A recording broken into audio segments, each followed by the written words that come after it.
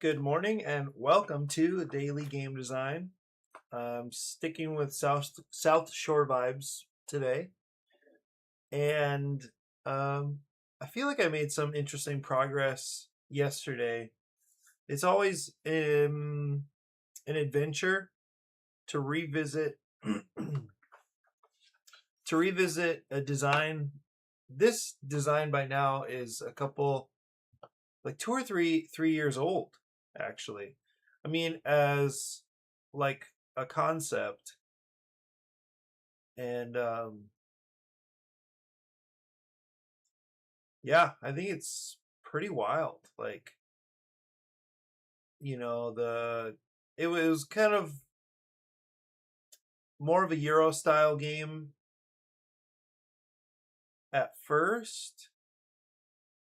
Um, I feel like I had some breakthroughs even back then, but the idea was that there would be basically a game board that represented this area, and it's here, or at least it's similar to what this is like now, but there would be a bunch of different ways to interact with dice. That was the idea, and you'd have a pool of dice. You'd be spending them in different ways. This was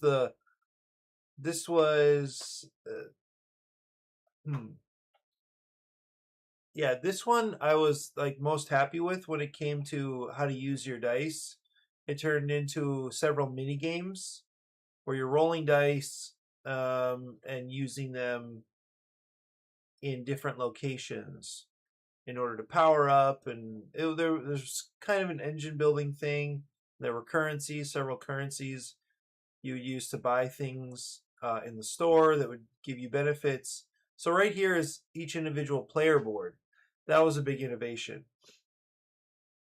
And this is to represent Kewalos, which is a surf spot that um, my friend grew up going to, and this is where he would like, uh, he spent time with me, teaching me some of the basics. And anyway, so this is where we'll still go when I go with his family.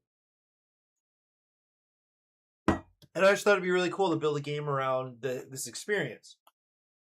Well, at one point there was a shared board, and I think we're kind of choosing whether to do. You're either surfing, and this is what the waves have been. The waves have changed a lot. You can see that this was one version. Now I transitioned to a kind of hex grid instead. So there was the wave out there, or you're doing stuff on the shore. And stuff on the shore would, as you can imagine, improve your abilities on the wave. And I had systems for like getting into the lineup. And anyway, it was a lot and kind of complicated. But at one point, all of that was happening on a shared board. So you'd pick an activity. You're either surf skating to like improve balance and maybe pick up some money or something like that. You're fishing, which was like flicking dice that would get you. You could catch fish, and you could either sell those fish so that you get some money to buy a surfboard or something, like an upgraded thing, or you could give that fish to Uncle Wallace. Uncle Wallace is a character in the game because he's my friend's dad, and reputation is actually the victory points in the reputation. No, it was relationship with Uncle Wallace was actually like the victory points in the game. I kind of want to work on. I don't want to forget to do Wordle today. Somehow I forgot 2 days ago. I know I started working on it, but then I just lost it. Um, but okay, so at one point I had this flash of realization that I could give each player their own little version of the shore, or the activities you could do around the shore. I dropped the dexterity. Now you're just rolling dice and doing Yahtzee style rolling. I believe it was Yahtzee style. Um, Yeah, that's what it was. So you would take one of your dice and place it on one of these 3 spots, and then you would interact with that spot. So, oh, I think this one is even an old version of the game sheet.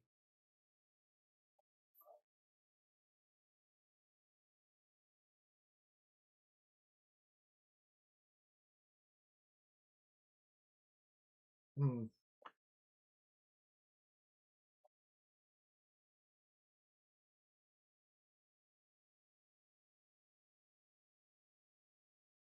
Okay.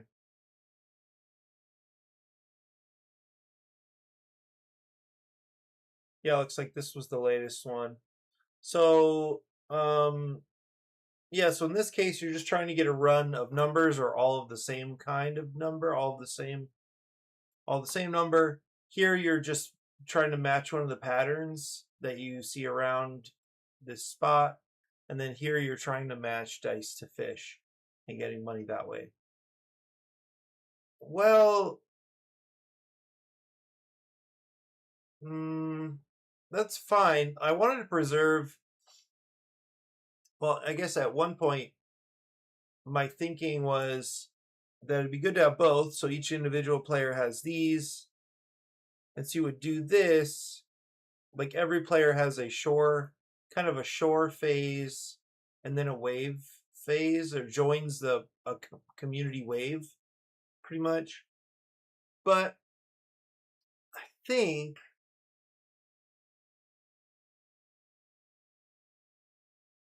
I ditched this to just focus on, like, what if everybody just had, they were all kind of sharing a wave, and the whole game happened on the wave. I've actually gone back and forth.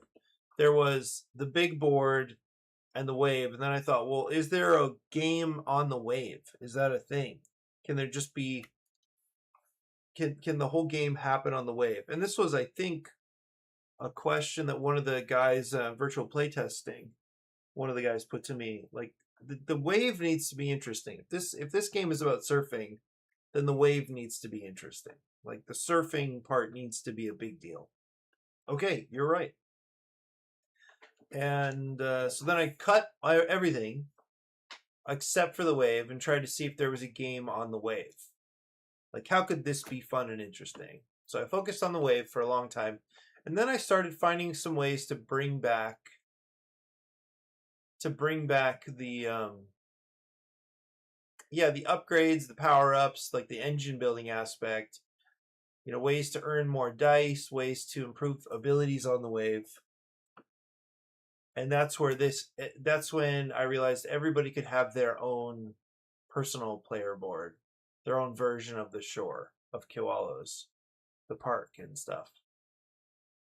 Well, now I'm kind of back to cutting that and focusing on the wave again. Except that now everybody has access to these things. Um, hmm.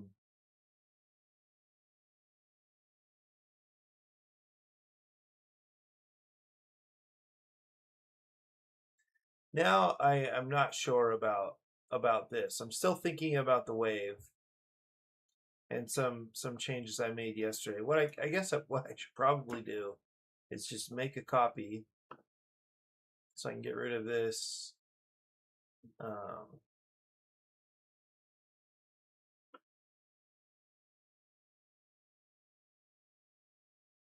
so I can get rid of a lot of these pages so this does not slow down like it's doing. So, oh, yeah, PnP. So I actually submitted this game to a print and play contest last summer. I think it was last summer. I don't know what to call it.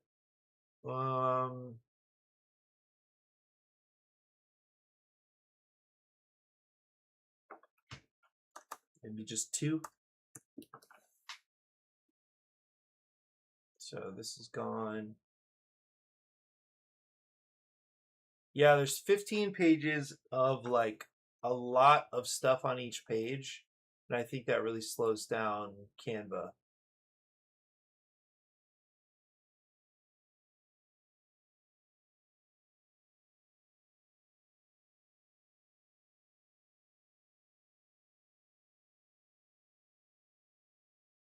Right. I don't think it's my. Can I just highlight a bunch of this stuff? I can.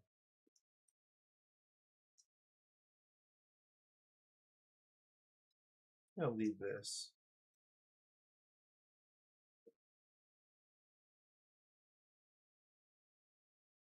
So the wave I'm working on is here. I could probably leave the rest of it. I'll do this. This is kind of player rate information. I'll just leave that.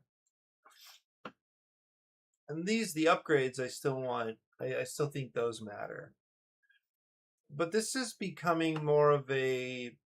I don't know if this would be a small box game.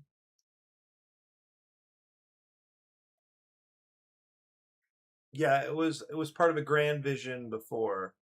Now it's a much smaller concept. In any case, this is all gone because I just made the cards yesterday. I also want to think about. Well, where I ended yesterday was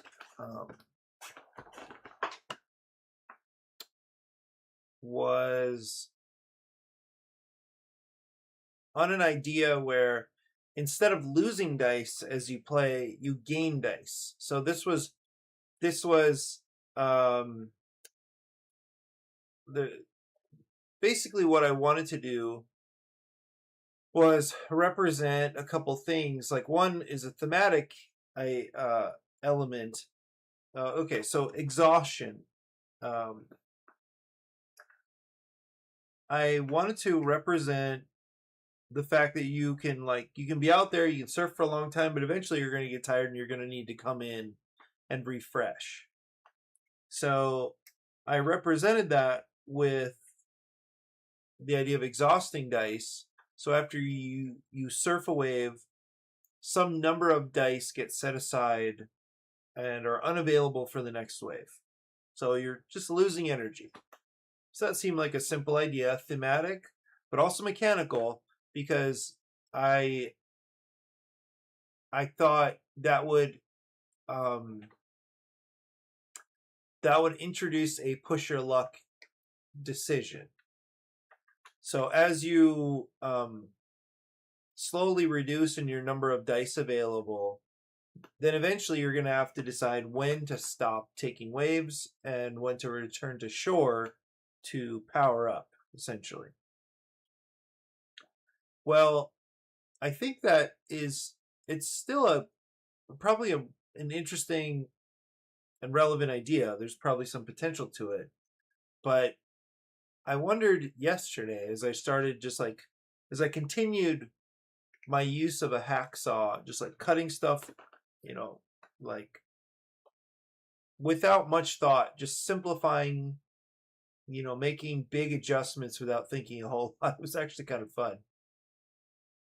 Of course, I can always go back. But I started by making some I made some graphic design changes. The fact that there is a cost and a visually there's a difference between when something costs victory points and when somebody earns victory points. Another thing is that you can see that there is no other currency now. Before there were three currencies. There was money and there were shakas. Money let you buy upgrades. Shakas gave you more flexibility on the wave and when you were playing the mini games. And then of course victory points. But I cut money, or I how would I say that? Like combined shakas and money into a single currency, and that was the way you would upgrade. And so you would, I already deleted the wave, but you could end, if the wave is up here and you're surfing down the wave and you ended here, you would be getting some number of victory points associated with that spot. If you ended here, you would get some number of victory points and shakas, or the currency that lets you upgrade. So if you didn't land here, which is where I think originally the most VP was associated, you could get 6 VP. If you couldn't make it there, you could at least land nearby and get money to buy stuff. So it wouldn't feel terrible to not hit this nice VP spot. Or you might even choose not to because you wanted money to upgrade. So I thought that could be an interesting decision. Well, some of the feedback I got before I abandoned this game in favor of working on, it was probably Ravens, and I think Adra HQ. It was at that time that I, got my contract with them. So anyway, yeah.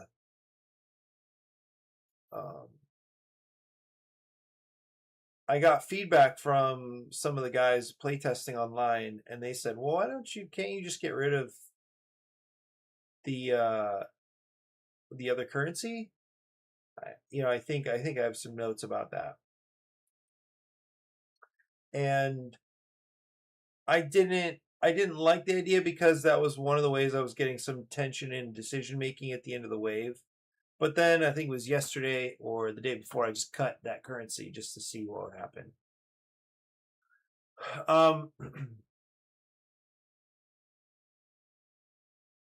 Well, another big change.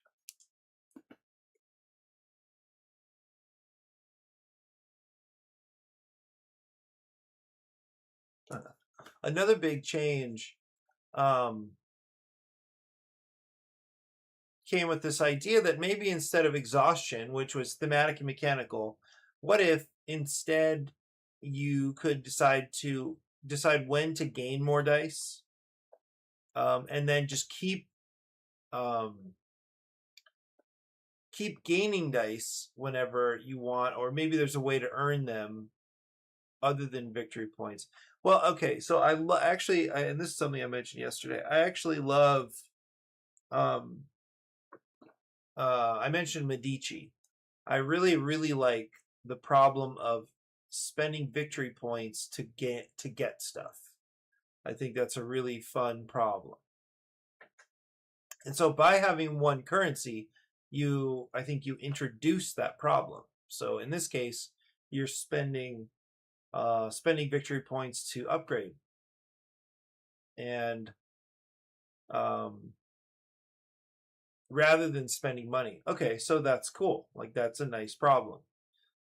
But then I had the problem of like, well, why would I go anywhere except for the one spot that is the most victory points? And then yesterday at the end, I think it was even after I stopped streaming, that I had an idea where, why don't I just roll dice? Because they were the point values were like 3 to 6 in these locations. So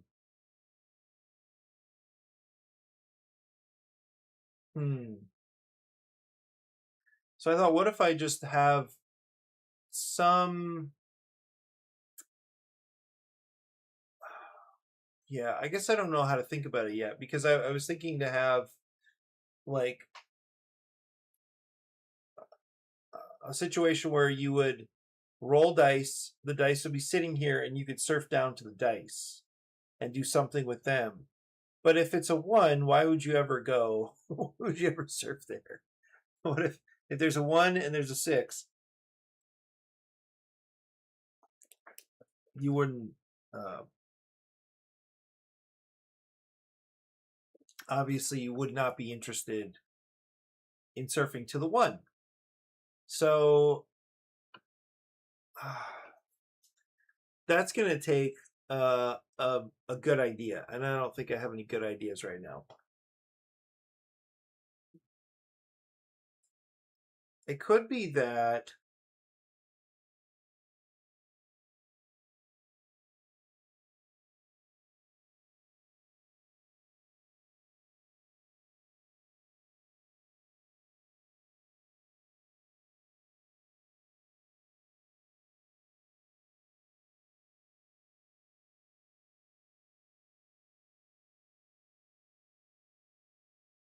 Huh.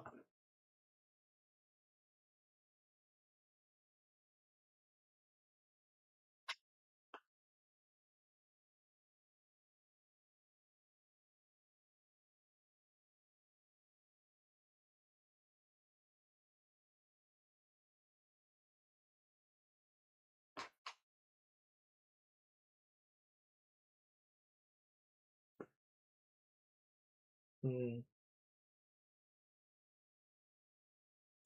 It could be that the dice are actually just counters. They're ticking down. Let's say,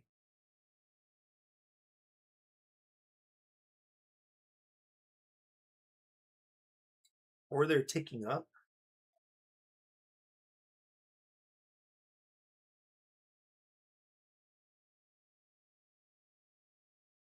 No, because if one die is ticking up, um, that becomes like the hot position to like pursue. Um, hmm.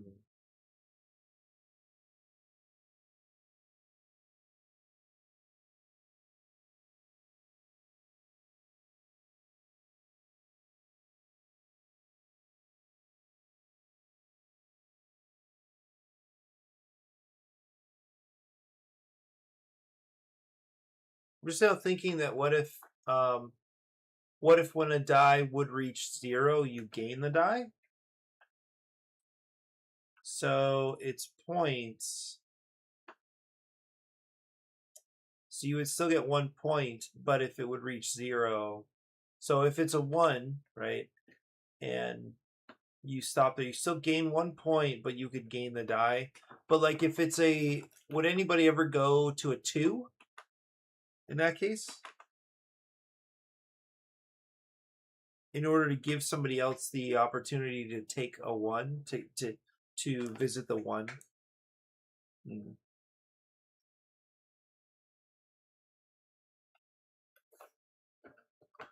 I just thought of a word for Wordle. I kind of like trying like words that would be less, like with letters that are less likely to show up in words. I kind of like for example, I chose the word pluck as my second word, and pluck has uncommon letters, and so I kind of like choosing words with uncommon letters early on just to make it a little more risky. You know, it's like the opposite of the Wheel of Fortune RSTLNE or whatever it was. I think that's fun. I feel like there are some interesting ideas here. Oh, wanted to show you too that I worked on um,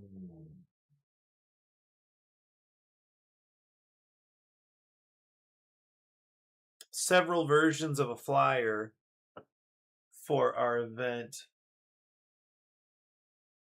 Um, so I was just like, like realizing somebody asked for details for the event on Monday night, and so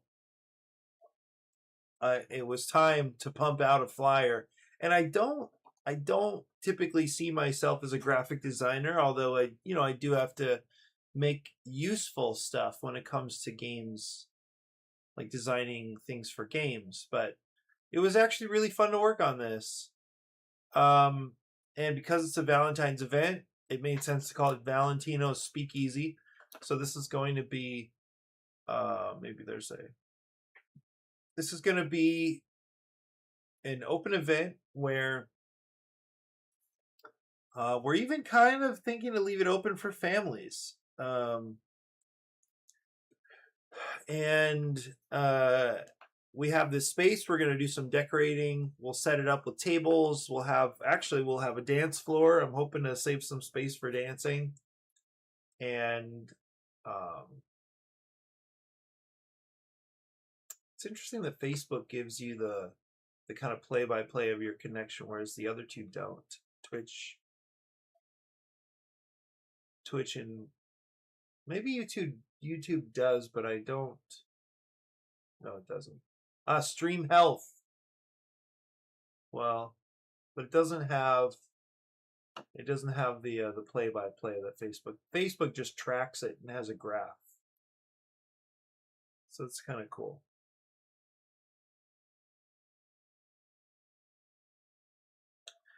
Anyway, so yeah, we'll have tables for games and eating. It's going to be a potluck. So we'll enjoy some food. People will bring games. So this is built on the model of the Vine, in the way that Ming would run the Vine for just an evening of food and gaming. But I'm really interested to see if we can get some dancers out to do some swing dancing, social dance.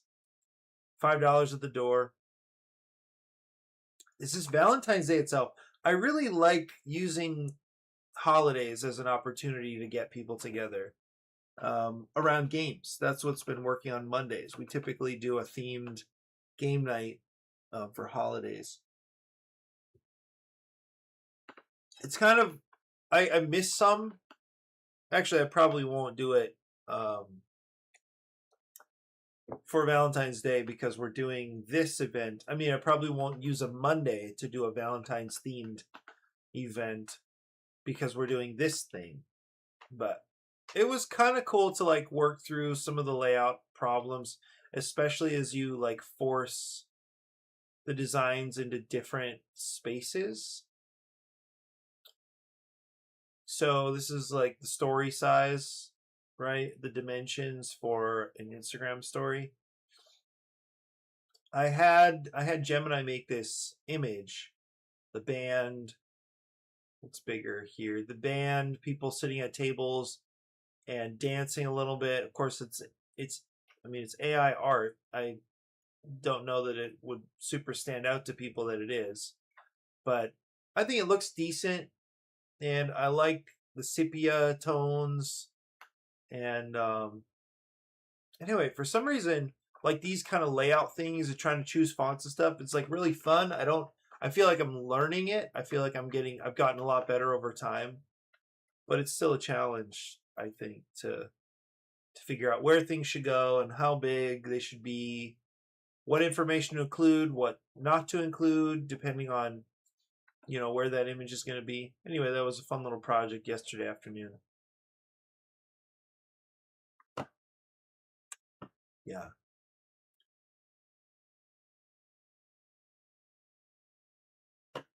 Okay, so here are the skill cards that I made yesterday, very quickly made yesterday. Oh, hey, Francisco. I'm doing good. Heading into school a little bit later, so thankfully able to get the stream kind of out of the way.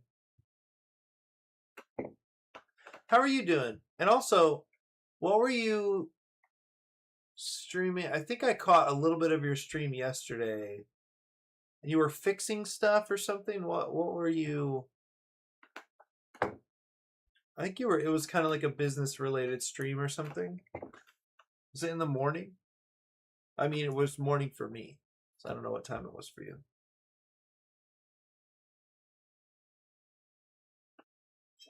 Oh, that's nice. A work with me stream.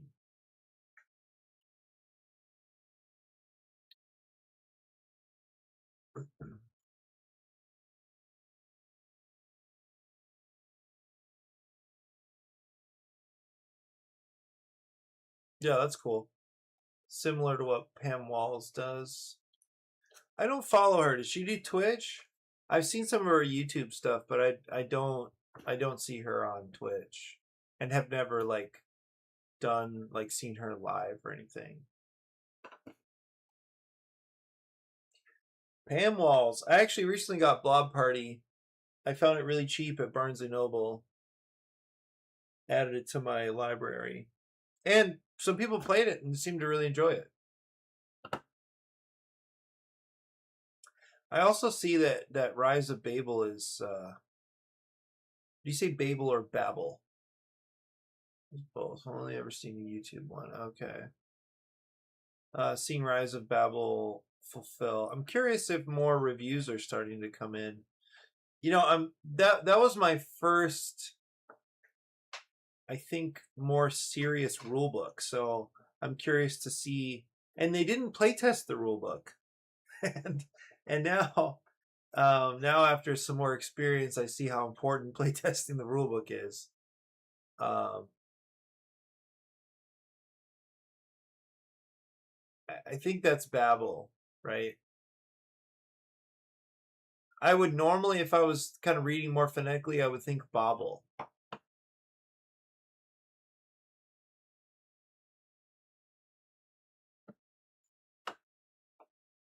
Anyway, I'm gonna. I'm checking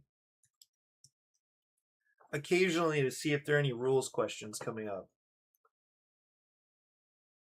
So, may I recommend a method where you say, like, rhymes with cat? Babble. Or rhymes with bab. Bab rhymes with cab. Or Bob rhymes with knob. That's one way to get it, to go about getting this done, Francisco. Okay, let's see. So 7.7. It's doing okay.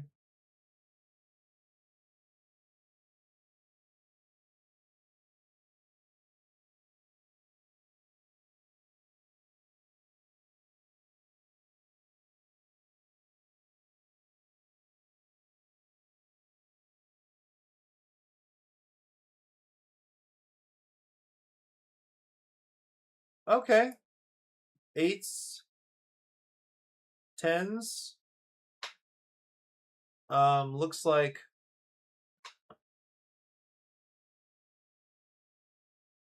great tiling and deck builder. So that's cool. Forums. Let's check forums. Are there questions about rules in the forums? 4 months ago, so that's before fulfillment. And it looks like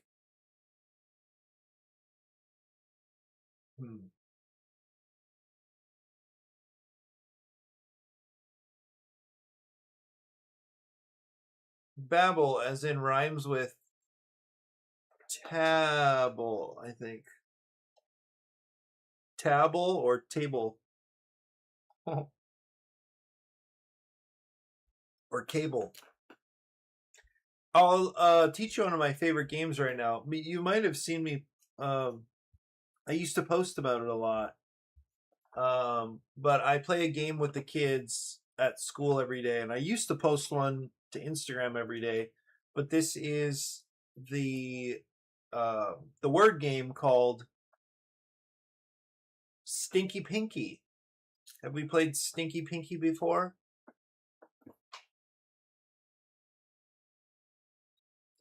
So it's perfect for school because it's a little shocking. The name is shocking, and the kids love it because they get a little giggle out of it, and they, it sounds a little edgy, a little dirty. I don't know. Can't help it. That's the name of the game, Stinky Pinky. And so I, very straight facedly start the game.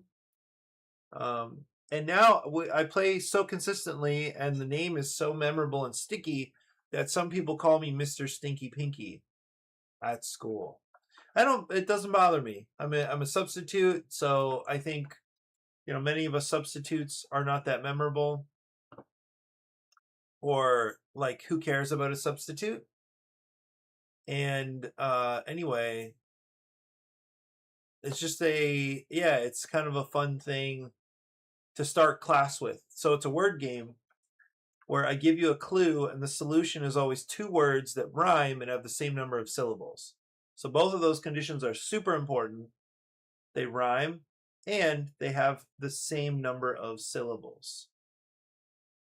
So the example is the name of the game. So if I were to give you the clue, a smelly finger, then you would guess Stinky Pinky. I have a similar clue, which is a stupid finger. Can you guess the Stinky Pinky or the solution to a stupid finger?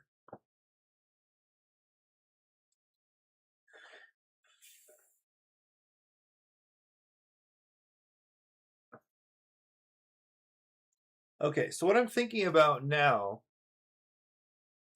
is if you roll dice and you place them at the bottom here, a thumb is technically not a finger.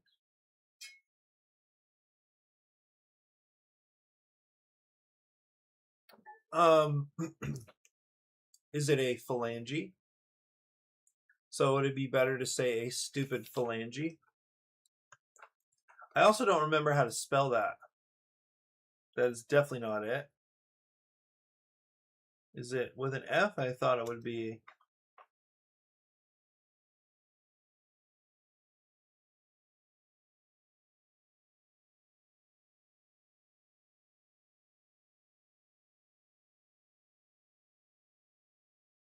You got it.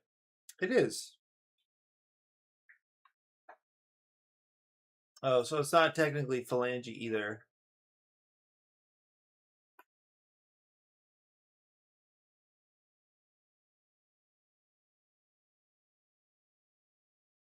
Because those are just the bones. But you got it. Dumb thumb. Yeah. So I thought of the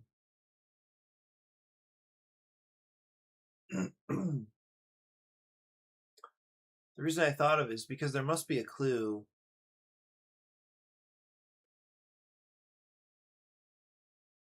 Yeah, because you could say I was thinking of a clue for pretty much what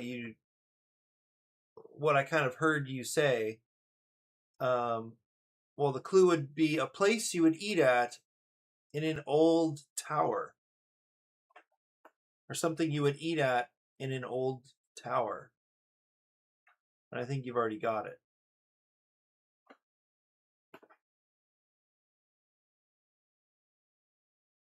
Or maybe what's a better clue? A place a family would eat at in an old tower. Place is not helpful. Something a family would eat at in an old tower. And you've certainly instantly got the solution sorted out.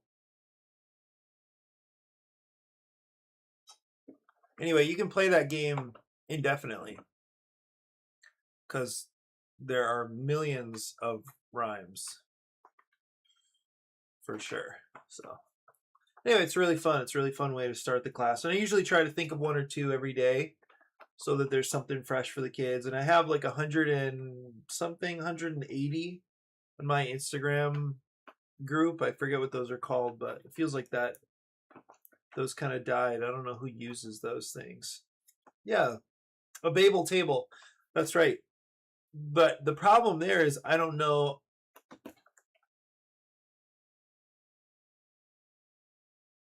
I don't know for sure if those rhyme for you, right?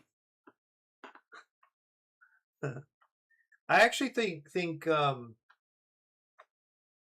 I think some denominations actually tend to pronounce that word differently.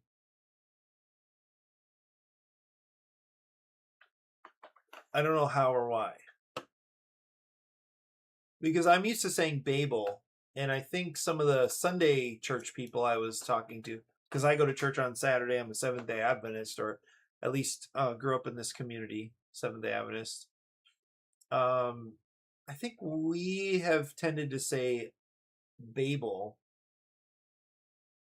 and my Sunday church friends were saying Babel, something like that.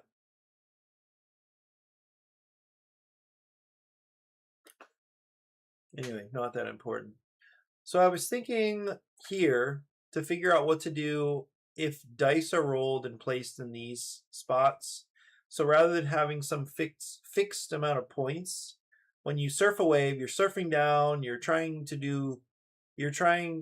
to accomplish skills or like match patterns for skills. And a thought I had yesterday was that if you are the first player to match a skill card that's shown in a little display, then you gain that card and you earn some amount of points. And my thinking was, after Amadeus's muscle car,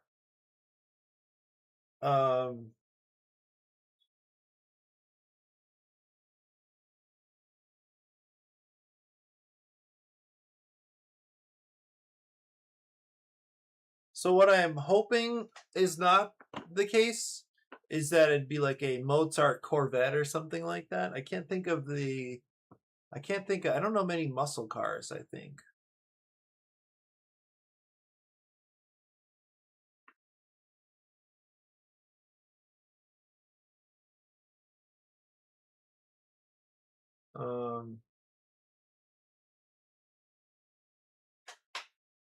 Hmm.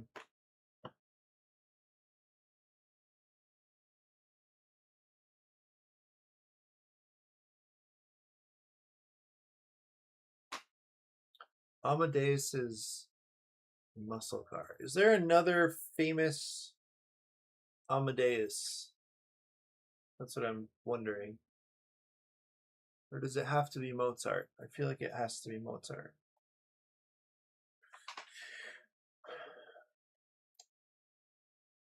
Hmm.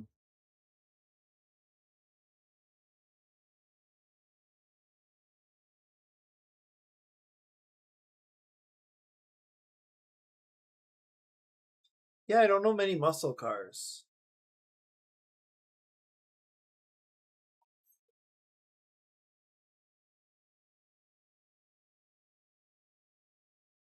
Well, Wolfgang or Wolfgang.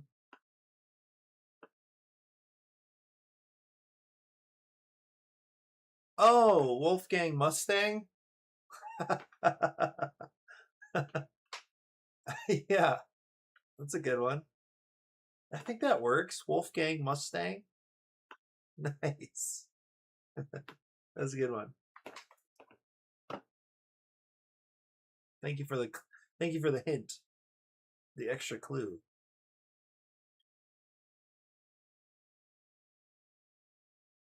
Oh, here's another one that I kind of like. Sticking with a music theme. A group of singing flames.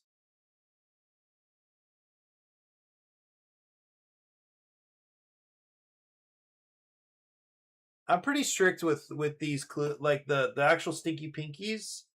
So I would keep it just like you had it. Wolfgang's Mustang. Although it makes more sense, I would yeah, Fire Choir, that's right. Nice. Nice.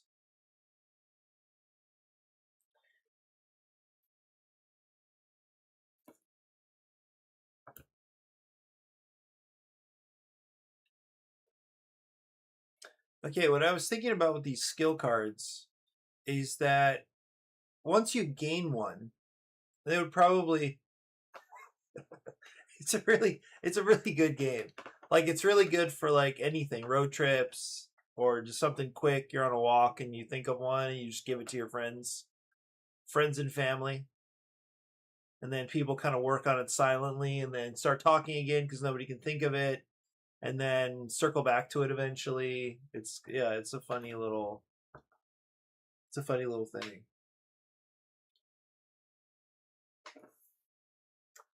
Stinky Pinky. I think I learned it at summer camp. I don't remember who I learned it from. but we used to play over the radio. So we would be like working, and then somebody would announce, and then like all over camp, somebody would announce Stinky Pinky on the radio, and then we would all kind of work on it and guess over time. Okay.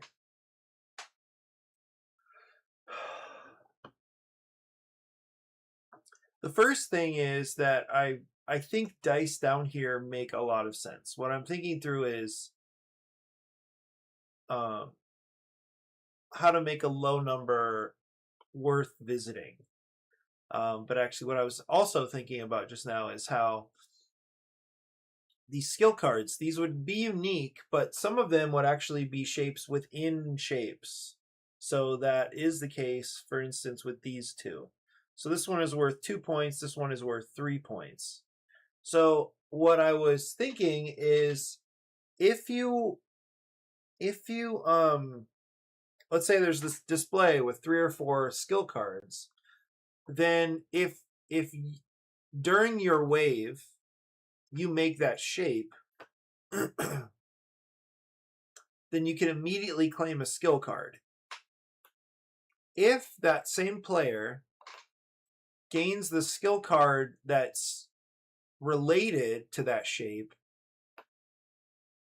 well, anyway, so you gain the points immediately, and then anytime after that, if you make the shape, then you would gain points again, but it probably wouldn't be the same number of points. It would probably be some smaller number. So I'll just make it a smaller shape, put it down here in the corner.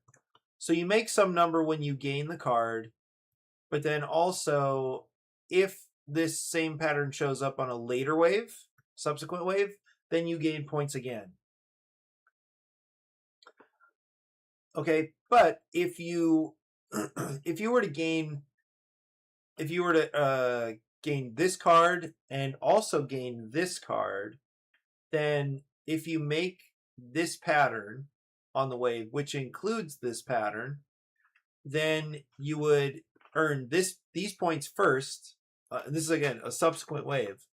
You would earn these points, and then you would earn these points. So in a way, that becomes a kind of like engine building thing where you get this pattern, and then you might feel kind of locked into it, but you could earn more and more points for doing the same skill over and over. So maybe that does not sound interesting, because why would you want to do the same skill over and over? And fair enough.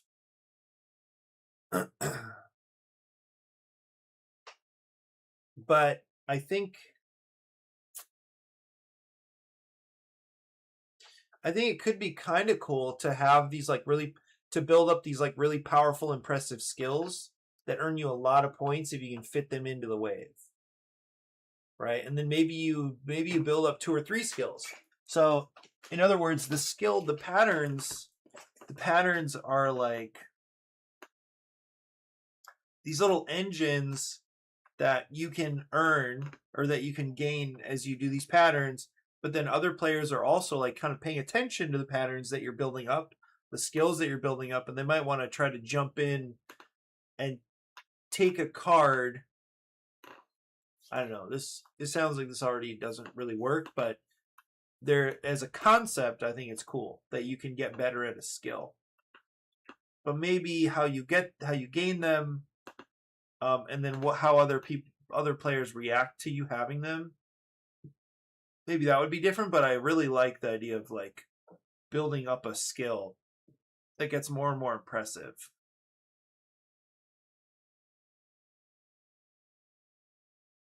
Like here's another one. So this is 5 long. This one is 3. It's 4 long, but I thought it was going to be 3. The weird thing about this one is you have to spend points to do it. That's why it's so short. The reason you have to spend points is that to skip a space, what's going on here? it costs 0 to move from like here to here, from the 6 to the 8. But if you want to kind of hurry down the wave, then it costs 2. So to get from this 6 to this 8, it's going to cost you 2 victory points to jump over the 8 in the middle. So it actually costs you to make this shape. That's why it's so short.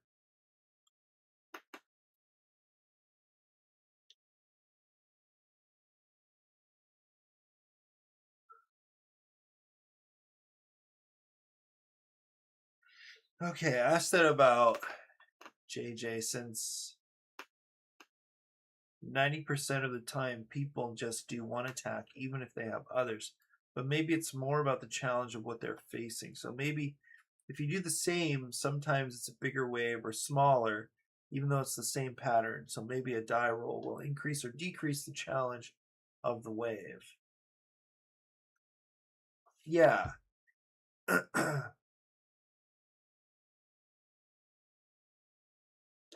Right. Okay. So I think there are a couple different pressures make these other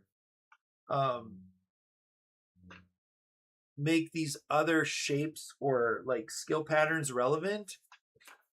One is, just like you said, the dice might make fulfilling one of the patterns impossible or expensive. So there's that. And then also, like, other players are like weaving in and out of you, so they could be incidentally or intentionally blocking you from a space. So there should be reasons to care about other patterns. Or there would be reasons because you're interacting with these other players. So yeah, that's right. There are things.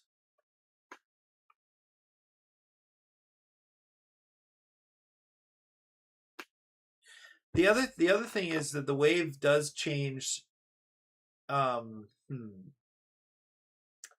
It doesn't. I don't think the wave itself would change in size, but how high up on the wave you start is what would change.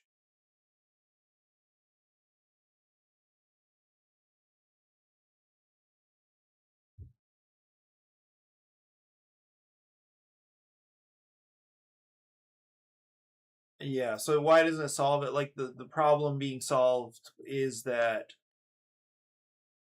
a player might feel locked into doing the same patterns all the time. Is that that's what you're talking about, right? They might feel locked in, or like, why would they ever do anything else? Yeah, they would do something else because, yeah, right, because the dice force them to do something else, or the other players force them to do something else. Or maybe they need to make a shape so that they grab a card before another player who's also working on that shape gets it. So I guess, yeah, there are reasons to make other shapes, definitely. Why would you want to make other shapes rather than, oh, I wouldn't make that shape unless I had to? That's kind of what I was thinking about too. Why would you want to make other shapes? I guess one reason is that these initial points are quite good, probably. Like, so maybe these numbers are not right, but like, there's probably a point value for like learning the skill, which means gaining the card. And maybe those payouts should be pretty good. Like, for learning the skill. And then when you practice the skill, you get fewer points for it, but at least you have the skill now, and so anytime you do it, you can get points. So if these payouts were pretty good, then you would want to you'd want to do the skill just to like gain the skill for its points. I think so. Well, I don't know. Okay, so do they stack? I actually did have a flash of a thought of asking whether or not they like physically stack, right? Like, does one replace another, or do they do you build a set? And I thought maybe, but they stack in the sense that they would stack mechanically, in the sense that on the way to building this pattern, I have to build this pattern. So if I have both cards, then I would score both cards. So yeah, so on the way to this, I score this as well. So that would be like an engine building element, which would be cool, and you should definitely not let players do that. Like, I mean, if you're playing, you should be watching what the other players are building and then try to race them toward the skill cards that would give them like superpowers. Yeah. Excuse me. But another way to think about stacking is if like this replaces this, right? So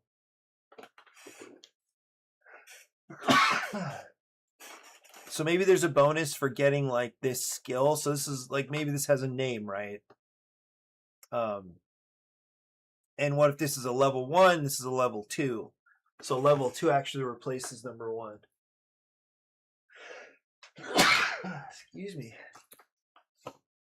Like, that could also be cool. I just don't know what that market or that display would look like if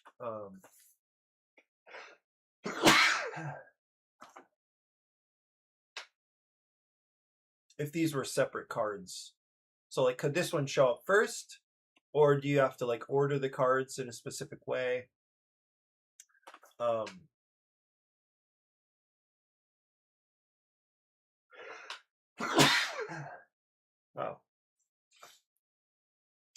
Or is this a card that flips over and becomes this card when you upgrade somehow, some other way? I'm not too sure.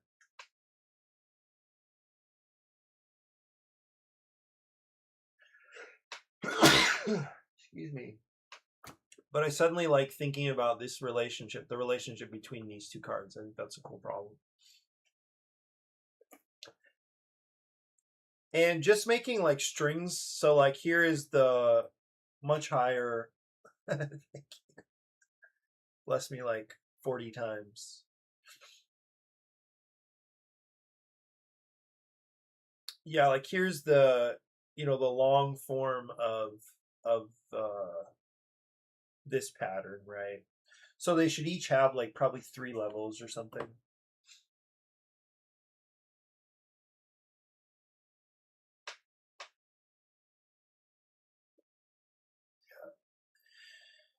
Yeah. So then there's okay, so let's say, so you're getting skills, right? You're cruising around the waves, avoiding other players, or blocking other players, and also like doing skills. So that's happening out here.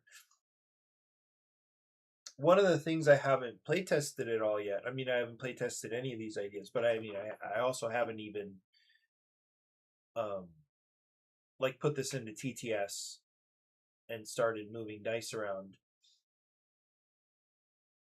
But I could yeah, I'm imagining a system where, well, I should say originally all players would like finish the wave. Like, this would be one wave.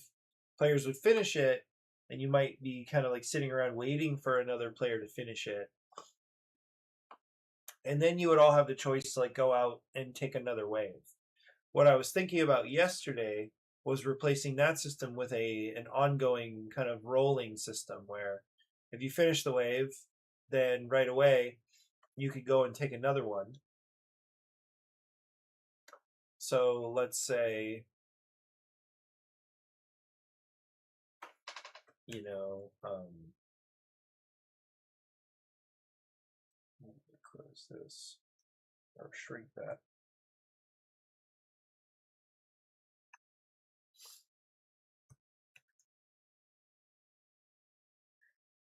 Let's say green started on this tier of the wave. right? Also, it's probably not awesome that these are the same green that I'm using for points. I can change that.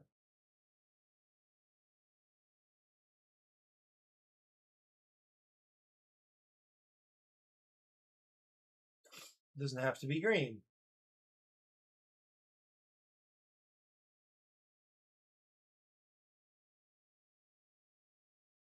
Okay. And let's say that another player, let's make that player yellow.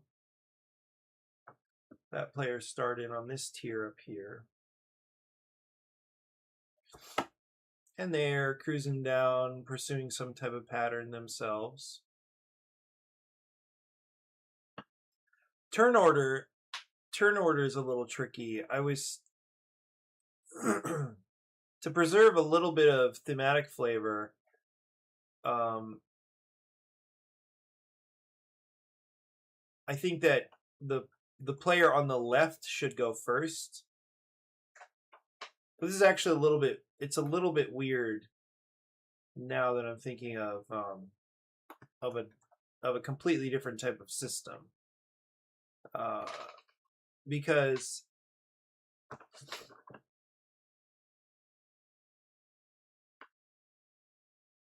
it'd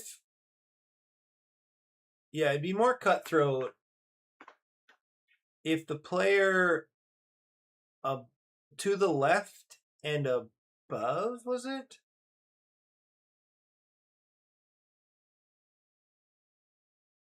Yeah, the player to the left, because it's a left wave, so you're like going this way. So I mean, from this 6 down to this 3 would be from left to right, yeah. So it would be the player who is to the left and above the other player. So technically, it's this player's turn, right? If these two are like this. So let's say this player goes, finishes here, gains these points, whatever these points are. Then pink goes. Let's say pink starts their next wave all the way at the top. I don't know how they did this, but anyway, so these are gone now. Just set them off to the side. And then yellow goes. But yellow decides that they want to start, well, let me move these now too.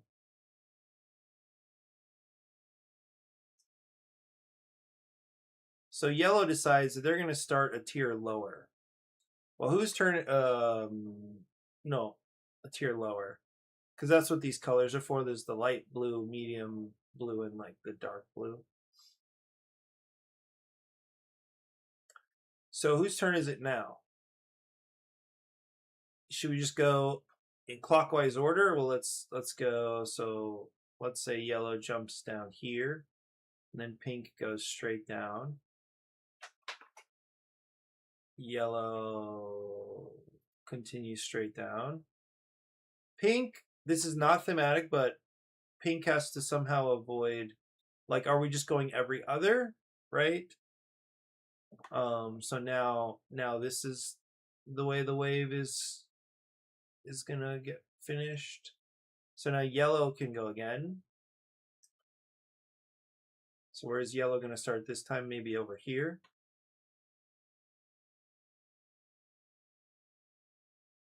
Yeah, right on. No worries. Thanks, Francisco.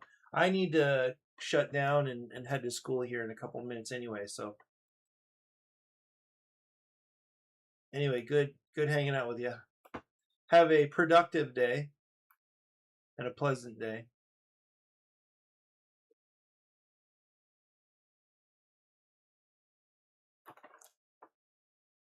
Yeah, I'll see you soon. Yeah, I think I'm gonna head out myself. It feels good to get some things done, or at least to make some progress. Yeah, okay, then that's it for me. Bye-bye for now.